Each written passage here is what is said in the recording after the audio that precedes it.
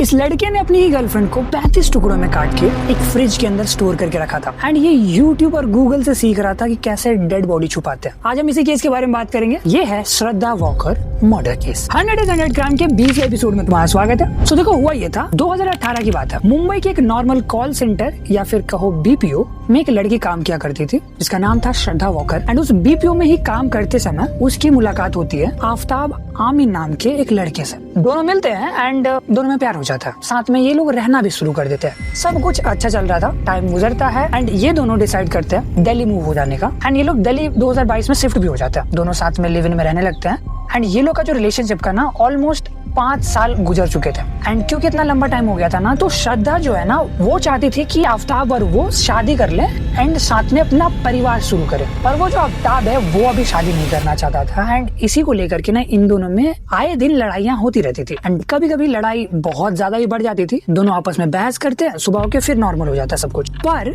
18 में सन 2022 को ऐसा नहीं होता। फिर से इन दोनों के बीच में झगड़ा स्टार्ट होता है एंड इन दोनों के बीच में जो बहस था वो इतना ज्यादा बढ़ जाता है कि आफ्ताब जो है वो बिना कुछ सोचे समझे श्रद्धा का गला घोट के उसको जान से मार देता है। एंड ये तो कुछ भी नहीं है भाई, इसकी बात जो ये आदमी करता है ना, तुम इसको राक्षस से कम नहीं समझोगे, तुम्हारी रूह कांप जाएगी भाई। ये आदमी गूगल एंड यूट्यूब से सर्च करके ना तरीके ढूंढता है कि कैसे एक डेड बॉडी को डिस्पोज करने का एंड इसको मिलता भी है। ये उसी दिन बाजार से एक फ्रिज खरीद के लेके आता है एंड अपनी ही गर्लफ्रेंड के बॉडी के 35 टुकड़े करता है एंड उन डेड बॉडी के पीसेज को ये प्लास्टिक बैग्स में भरता है एंड अपने फ्रिज में रख देता है ताकि डेड बॉडी ना जल्दी सड़े ना और उससे बदबू ना आए। एंड ये धीरे धीरे करके दिल्ली के मेहरौली जंगलों में वो 18 दिनों तक एक एक प्लास्टिक की थैलियां लेकर के जंगलों में फेंक के आता। पर पता आखिर ये पकड़ा कैसे गया? सो बेसिकली ना श्रद्धा जो है ना वो मुंबई से दिल्ली बिना अपने पापा को बताए आ गई थी कि वो दिल्ली शिफ्ट कर रही है। उसके जो फादर थे ना वो बिल्कुल भी हैप्पी नहीं थे इन दोनों के रिलेशन से। सो जो श्रद्धा है ना वो अपने फादर से बात करना ही छोड़ देती है। पर श्रद्धा जो है ना अपने भाई से बात किया करती थी एंड जब 28 मई 2022 को वो अचानक गायब हो जाती है तो सबसे ज्यादा अजीब लगता है श्रद्धा के भाई को, क्योंकि श्रद्धा की एंड उसकी ना बहुत ज्यादा कंसिस्टेंटली बात हुआ करती थी पर वो अचानक उसका कॉल आना बंद हो जाता है एंड श्रद्धा का भाई फिर अपने पापा को बताता है एंड जब श्रद्धा के फादर को ये चीज के बारे में पता चलता है तो वो सीधा मुंबई के लिए निकल जाते हैं। मुंबई के पुलिस स्टेशन में श्रद्धा की मिसिंग कंप्लेंट लिखाते हैं एंड जब श्रद्धा का लास्ट लोकेशन देखा जाता है तो वो दिल्ली के अंदर ट्रेस होता है एंड श्रद्धा के दोस्तों वगैरह से पूछताछ करने के बाद पता चलता है कि जो श्रद्धा है ना वो एक आफ्ताब नाम के लड़के के साथ दिल्ली शिफ्ट हो चुकी है एंड वो साथ में लिविंग में रहते हैं। एंड वहां जाके जब पुलिस आफ्ताब को पकड़ती है एंड उससे पूछताछ करती है ना तो इंटरोगेशन के दौरान ही ये टूट जाता है एंड सब कुछ उगल देता है एंड तब सबको पता चलता है इस हॉरिफाइंग